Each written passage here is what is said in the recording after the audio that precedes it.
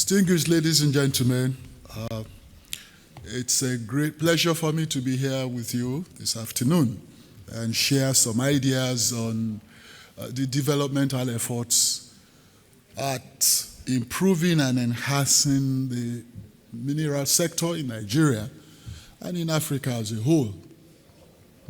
As I said, it's a great honor to stand before you at this time.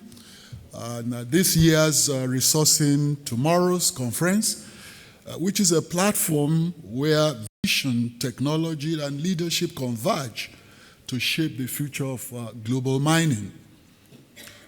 I bring you warm tidings from the government and the people of Nigeria, and from our president particularly, whose renewed hope agenda continues to reposition Nigeria for inclusive growth, innovation, and sustainability. Dear friends, for too long, Africa's minerals have powered industrial revolutions abroad, while its people remained on the fringes. That era, I'm very happy to tell you, is ending. Nigeria is changing that narrative boldly and decisively. We're moving from a raw material exporter to value addition nation.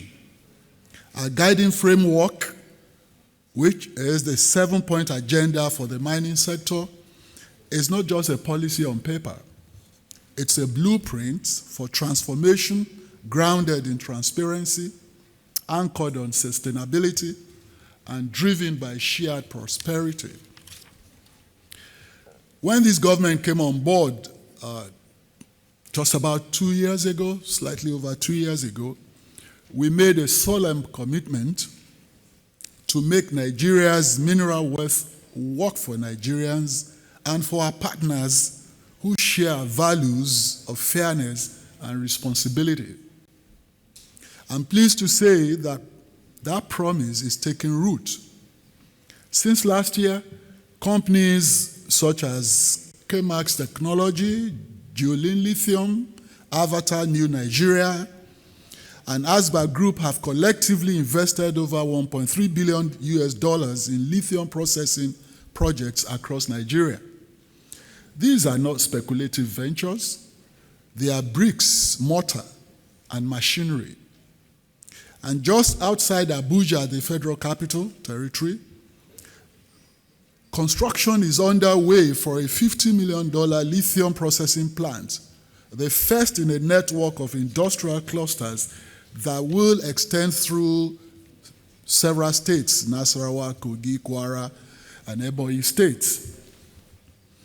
And on November 19 this year, Nigeria broke new grounds in the processing of rare earth ores with the groundbreaking of the $400 million rare earth plant of the Hasselton Group. It is expected to be ready in about 15 months. And also a multi-billion-dollar iron ore to steel project using the latest technology is in the pipelines. This is the new face of Nigeria, one that mines responsibly, processes locally, and trades globally. Our journey to reform the sector began with restoring the credibility that was not there before. We have digitized the mining cadastral office so that every license, every application, and every approval can now be tracked transparently. Our geological survey agency, in collaboration with investors, has completed a geological mapping of over 80% of the country's landmass, generating data that guides exploration decisions with precision. To translate policy into measurable impact, we have created the Nigeria Solid Minerals Company, SMC, a bold new instrument of national strategy that transforms how governments engage with the private sector. The NSMC embodies our philosophy of shared prosperity through shared investment. It functions as a sovereign partner, co-investing in high-value mineral projects, de-risking exploration, and catalyzing downstream processing. And to ensure accountability across our value chain, we finalized the solid minerals export guidelines in collaboration with the Ministry of Finance and the Central Bank of Nigeria, aligning our export systems with international traceability and ESG standards. Transparency is no longer negotiable in Nigeria. It is the foundation of investor confidence. Now, we emphasize value addition from ore to industry. Our vision is crystal clear. No mineral leaves Nigeria anymore unprocessed. We are determined to add value where value is created, and that's in Nigeria. That means establishing processing clusters, lapidary and jewelry centers, and battery-grade mineral plants that generate employment and industrial capacity. Through the Solid Minerals Development Fund, SMDF, we are financing midstream projects, supporting artisanal miners with equipment, training, and access to market. In every community, we insist on responsible mining, mining that respects people, protects the environment, and promotes shared prosperity. Our goal is very simple: to build a modern, green, and inclusive mining economy. We recognize the increasing global focus on mineral value chains, and this is particularly acute in demand for minerals needed for energy. The quest of global manufacturers of electric vehicles, aircraft, defense, weaponry, personal and household appliances, which rely on smart technologies, has never been so pressing. By contrast, the urgency of this demand is frustrated by the slowness of mining projects. And it has been noted that only 17% of mining projects are delivered on time these days.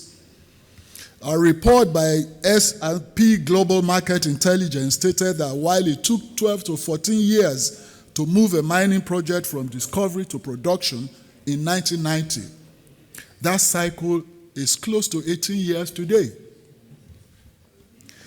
On assumption of office as the Minister of Solid Minerals Development, I confronted similar challenges in Nigeria. Nigeria runs a federal constitution which gives the federal government exclusive controls over minerals, and the Ministry of Solid Minerals Development exercises this power on behalf of the central administration. Under this authority, the Nigerian Mining Cadastral Office licenses operators. The Nigerian Geological Survey Agency generates mining data. The Department of Mines Inspectorate supervises mining activities, and the Department of Monitoring and Environmental Compliance monitors environmental governance and social policies. Due to increasing awareness of mining as an economic resource and its projects for revenue generation, there were incidences of encroachment into these fiscal jurisdictions by subnationals, and this led to mine shutdowns on grounds of tax payments, environmental impact assessments, and sometimes alleged violation of traffic laws in the course of transporting minerals. My multi-layered strategy focused on integrating the subnationals into the mining sector as stakeholders to reduce these conflicts. First, we engaged the subnationals through the Nigerian Governors Forum to enlighten the forum and share ideas on exclusive status of the federal government on mining. This interaction doused tension, increased understanding, and established the rapport required for restraint from intervening in the administration of licenses.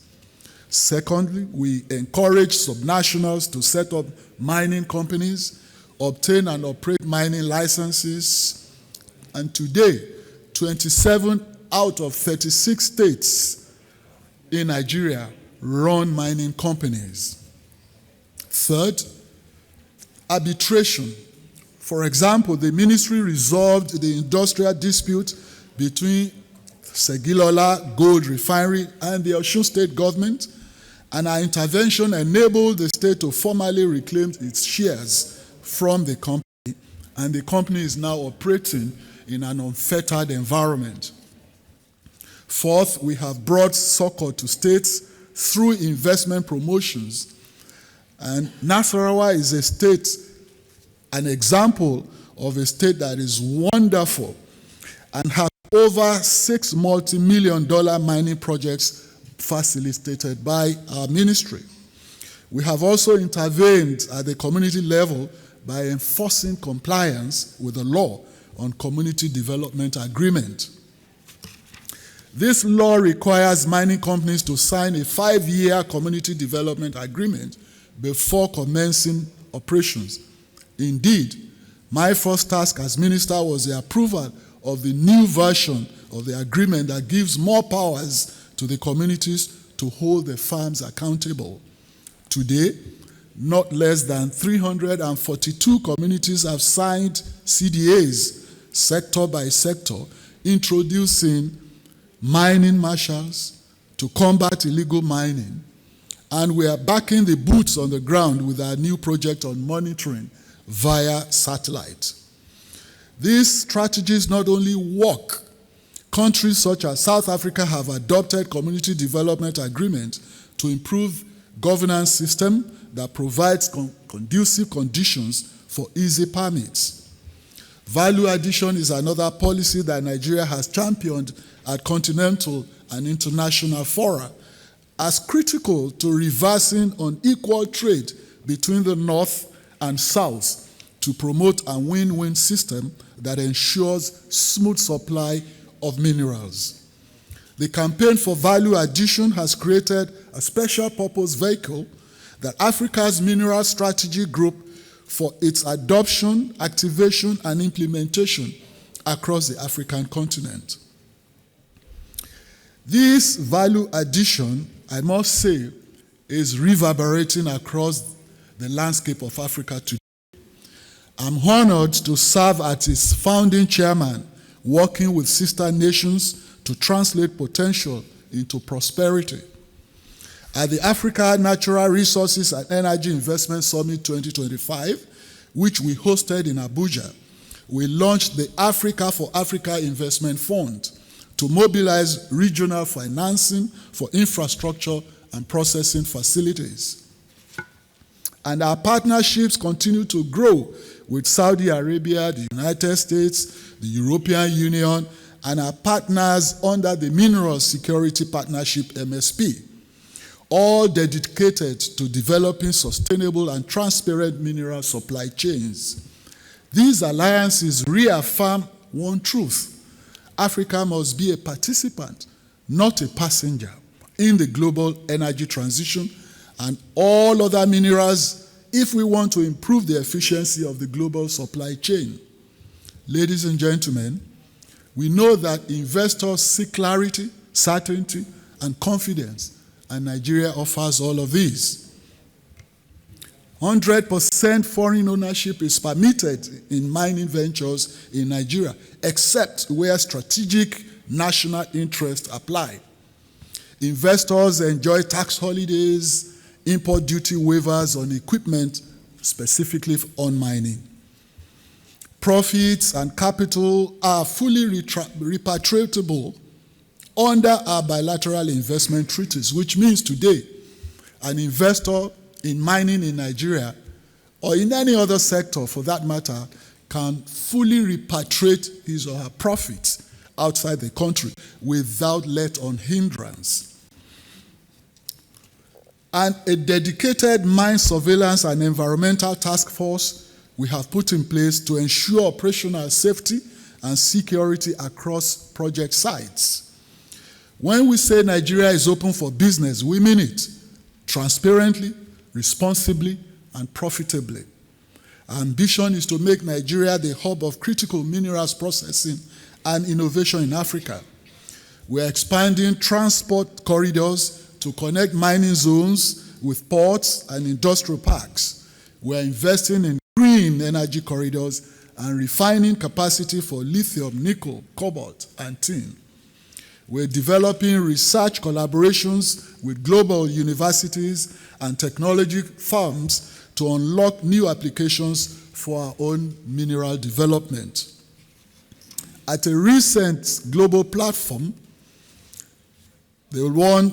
such as the one mining in Durban, in Cape Town, Africa Down Under in Perth, Future Minerals Forum in Riyadh, and now here at Resourcing Tomorrow in London, Nigeria has stood out not merely as a participant, but as a policy leader and a partner of choice. Distinguished friends, investors, and colleagues, the world stands at a decisive moment. The global energy transition depends on the minerals beneath our soil, but how we harness them will determine whether that transition is sustainable or short-lived. I invite you, therefore, to visit Nigerian Pavilion here at the Resourcing Tomorrow exhibition, meet our officials and private sector partners and emerging mineral champions. I also invite you to Nigeria to come and invest and engage in our policy of shared prosperity. Thank you very much.